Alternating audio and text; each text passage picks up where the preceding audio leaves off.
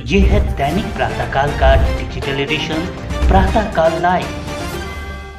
काल स्वतः पीडितेच्या वडिलांशी 2 वेळा बोललो।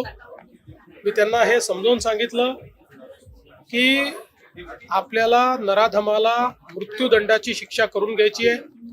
त्याकरता वेळेत चार्जशीट दाखल होणं आणि केस चालणं याकरता आम्ही माननीय हायकोर्टाच्या माध्यमातून सगळ्या गोष्टीला फास्ट ट्रॅकवर नेतो आहोत।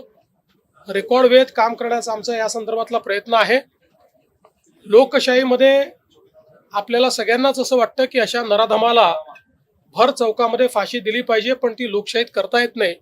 लोकशाही कायद्याने चालते, पण कोणाला कायद्याचा दुरुपयोग करता येऊ नये या दृष्टीने कुठलाही लूपहोल न ठेवता या नराधमाला यमसदनी कसं पाठवायचं, त्याला मृत्यूदंडाची शिक्षा कशी होईल, अशा प्रकारचा संपूर्ण प्रयत्न हा राज्य शासनाच्या वतीनं त्या ठिकाणी केला जाईल।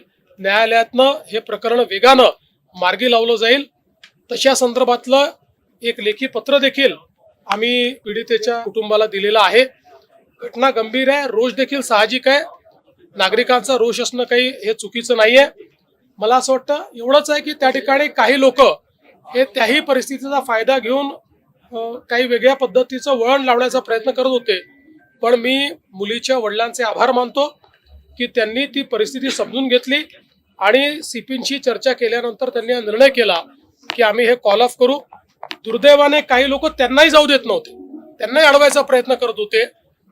ते लोकही कोण आहेत हे लक्षात आलेलं आहे, पण ठीक आहे, आता त्याच्याबद्दल फार काही आपल्याला करायचं नाहीये।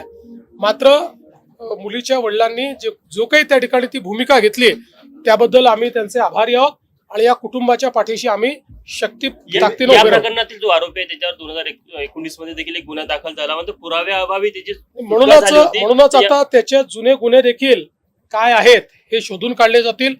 कोणी लॅप्सेस ठेवले होते का ते देखील बघितलं जाईल।